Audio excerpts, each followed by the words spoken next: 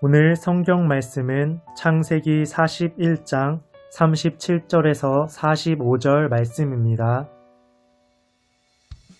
바로와 그의 모든 신하가 이 일을 좋게 여긴지라. 바로가 그의 신하들에게 이르되 이와 같이 하나님의 영에 감동된 사람을 우리가 어찌 찾을 수 있으리요 하고 요셉에게 이르되 하나님이 이 모든 것을 내게 보이셨으니 너와 같이 명철하고 지혜 있는 자가 없도다. 너는 내 집을 다스리라. 내 백성이 다 내 명령에 복종하리니 내가 너보다 높은 것은 내 왕좌뿐이니라. 바로가 또 요셉에게 이르되 내가 너를 애굽 온 땅의 총리가 되게 하노라 하고 자기의 인장 반지를 빼어 요셉의 손에 끼우고 그에게 세마포 옷을 입히고 금 사슬을 목에 걸고 자기에게 있는 버금술에 그를 태우매 무리가 그의 앞에서 소리 지르기를 엎드리라 하더라. 바로가 그에게 애굽 전국을 총리로 다스리게 하였더라. 바로가 요셉에게 이르되 나는 바로라. 애굽 온 땅에서 내 허락 없이는 수족을 놀릴 자가 없으리라 하고 그가 요셉의 이름을 사브낫 바네아라 하고 또 은혜 제사장 보디베라의 딸 아스낫을 그에게 주어 아내로 삼게 하니라. 요셉이 나가 애굽 온 땅을 순찰하니라. 아멘. 샬롬, 평안하시죠? 오늘은 9월 8일 화요일입니다. 오늘 하루도 하나님과 동행하시면서 행복과 또 기쁨이 충만한 한 날이 되시기를 주님의 이름으로 축원합니다. 여러분들은 세상을 살아가시면서 주변에 있는 사람들에게 어떤 칭찬을 들을 때에 가장 행복하십니까? 질문을 좀 바꿔서 우리가 성도로서 이 땅을 살아가는 동안에 세상 사람들로부터 어떤 칭찬을 듣는다면 그 어떤 칭찬이 여러분을 가장 행복하게 하는지요? 저는 개인적으로 사람들이 야, 저 사람은 정말 예수 믿는 사람답다. 저 사람은 정말 하나님을 믿는 사람답다. 라고 말할 때에 참 행복하다 하는 생각을 합니다. 저를 무척이나 행복하게 하는 그런 칭찬입니다. 오늘 요셉은 그가 꿈을 해석을 하고 그의 꿈대로 7년의 풍년의 시간을 맞이하게 됩니다. 그가 30세가 되었을 때에 그는 총리가 되어서 이 7년의 풍년의 기간 동안에 그가 세운 하나님의 지혜로 또 대책들을 잘 세워서 그 애굽을 다스리는 모습들을 보게 됩니다. 그렇게 7년의 시간이 지나고 또 흉년의 7년의 시간을 맞이하는 장면도 본문에 기록이 되어 있습니다.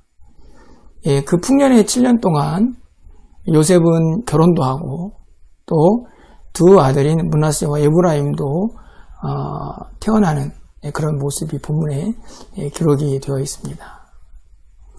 오늘 본문에서 요셉이 듣고 있는 아주 귀한 칭찬 또는 또 다른 요셉을 향한 호칭이 등장을 하는데요. 오늘 본문에 있는 38절에 있는 말씀을 좀 함께 살펴봅니다.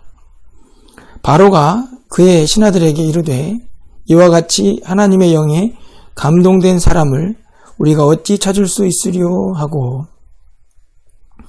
여기서 보면 요셉을 하나님의 영에 감동된 사람이다 라고 부릅니다. 요셉에게 총리라는 직분이 있습니다. 이 총리라는 직분이 얼마나 대단한 호칭입니까? 그런데 오늘 이 요셉에게는 바로를 통해서 또 다른 이름이 주어지는데요. 그것은 하나님의 영에 감동된 사람이다 라는 말입니다. 왜 이 이름이 귀하고 아름다울까? 무엇보다도 이 이름의 뜻이 하나님의 영에 감동되었다는 것은 하나님의 영의 인도함을 받고 하나님의 영과 함께하며 그의 모든 소유권이 하나님에게 있다는 것을 인정하는 말이기 때문입니다. 성령이 충만한 사람이라는 뜻을 가지고 있는 것이죠. 그러니 이 하나님의 영에 감동된 사람이다 라는 이 호칭이 이 부름이 얼마나 아름답고 귀한 것이니까. 뿐만 아니라 한 가지 더 생각할 것은 이 인정이 바로 바로를 통해서 요셉에게 들려지고 있다는 것입니다. 세상 사람들이 요셉을 인정하는 것입니다. 요셉 스스로가 나는 하나님의 영에 감동된 사람이야 라고 그렇게 외치는 것이 아니고 세상 사람들이 요셉을 향하여 당신은 하나님의 영에 감동된 사람입니다 라고 그렇게 요셉을 부르고 있는 것이죠. 이 말 속에서 또 하나님의 이름이 높임을 받고 있는 것을 보게 됩니다. 하나님의 영에 감동된 사람, 다시 말하면 요셉이 가지고 있는 모든 그 출중했던 지혜는, 그 탁월했던 지혜는 하나님으로부터 왔다는 것을 인정받는 것이기도 하기 때문입니다. 39절 상반절 말씀인데요. 바로가 요셉에게 이렇게 얘기합니다. 요셉에게 이르되 하나님이 이 모든 것을 내게 보이셨으니, 하나님이 모든 것을 요셉에게 보이셨다라는 사실을 인정하죠. 요셉이 하나님의 영에 감동된 사람이라는 인정을 받을 뿐만 아니라 그 인정을 통해서 요셉과 함께 하시는 하나님의 이름도 높여지는 것을 우리가 발견할 수가 있습니다. 그러니 이 호칭이 얼마나 위대하고 아름다운 것입니까? 우리도 세상을 살아가면서 이런 호칭을 또 이런 칭찬을 받을 수만 있다면 얼마나 행복할까요? 그러기 위해서는 우리는 무엇보다도 매일매일 성령 충만한 삶을 살아가야 합니다. 우리 안에 성령이 충만하지 않는데 어떻게 세상 사람들이 우리 안에 있는 하나님의 영인 성령을 발견할 수가 있겠습니까? 여러분, 오늘 하루를 살아가는 동안에 여러분 가운데에 성령의 충만함이 여러분과 늘 함께 하셔서 여러분의 삶을 통하여 하나님의 영광이 드러나고 그의 이름이 높임을 받고 또 여러분도 하나님의 사람으로 그렇게 인정을 받는 복된 하루가 되기를 축원합니다. 마지막으로 한 가지 더 생각해 보아야 할 것은 요셉이 애굽에 살면서도 그의 정체성을 놓지 않았다는 것입니다. 요셉은 애굽에서 아내를 맞이하고 또 그곳에서 45절에 보면 사브낫 바네아라는 그런 애굽식 이름을 갖게 됩니다. 사는 곳도 애굽이고 그곳에서 애굽 사람의 아내를 맞이합니다. 또 그의 이름도 애굽식으로 바뀌어지게 됩니다. 하지만 그는 여전히 하나님의 사람이었습니다. 그 증거가 요셉이 낳은 아들의 이름 속에서 등장을 하죠.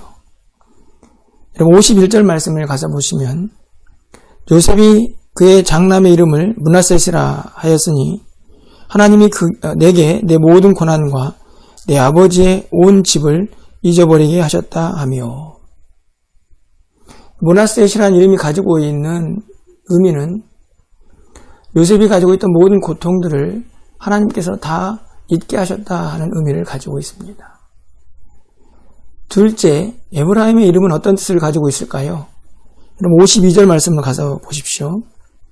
차남의 이름을 에브라임이라 하였으니 하나님이 나를 내가 수고한 땅에서 번성하게 하셨다 함이었더라. 에브라임의 이름의 뜻은 하나님이 나를 이 땅에서 번성하게 하셨다 하는 의미를 가집니다. 그런데 첫째인 므낫셋 그리고 둘째인 이 에브라임, 이 두 아들의 이름에 공통점이 하나 있습니다. 비록 구체적인 이름의 뜻은 좀 다르지만 이 아들들의 이름이 하나님이 무엇을 하셨다라는 의미를 가지고 있다는 것입니다. 하나님이 하셨습니다. 다시 말하면 요셉의 모든 삶의 주권이 하나님에게 있었음을, 또 하나님께서 그의 삶을 여기까지 인도하셨다는 사실을 아들들의 이름을 통해서 분명하게 고백하고 있는 요셉의 모습을 보게 됩니다. 요셉은 애굽의 총리가 되었습니다. 그곳에서 참 누구도 부럽지 않은 그런 위치에서 그런 권세를 누리고 있습니다. 하지만 그는 여전히 하나님의 사람이었고 하나님의 꿈을 가진 사람이었습니다. 그가 사는 곳, 그의 이름, 그리고 그 주변의 모든 환경들이 바뀌었을지라도 그는 여전히 하나님의 사람으로 그곳에서 우뚝 서 있는 것을 보게 됩니다. 하나님의 주권을 인정하고 하나님이 모든 것을 하셨다는 사실을 고백하는 하나님의 사람인 요셉의 모습을 보게 되는 것입니다. 오늘 우리는 어떻습니까? 우리가 살아가는 세상도 요셉이 살고 있는 여국과 다르지 않습니다. 온통 우리 주변에는 세상적인 문화들과 세상적인 생각을 가지고 있는 사람들이 가득 채워져 있습니다. 그곳에서 우리는 또 어떻게 살아가야 할까요? 오늘 요셉이 우리에게 그 해답을 제시합니다. 여전히 우리는 하나님의 사람으로 그 정체성을 잃지 않고 우리가 사는 세상 속에서 그렇게 살아가야 한다는 말씀입니다. 하나님의 주권을 인정하며 하나님이 우리의 모든 삶을 주관하고 있다는 사실을 고백하면서 살아가는 하나님의 사람들이 되어야 한다는 말씀이죠. 뿐만 아니라 여러분 오늘 하루 하나님의 영의 인도함을 받는 하나님의 영에 감동된 사람으로서 여러분이 처해 있는 각자의 자리에서 하나님의 이름을 마음껏 높여드리는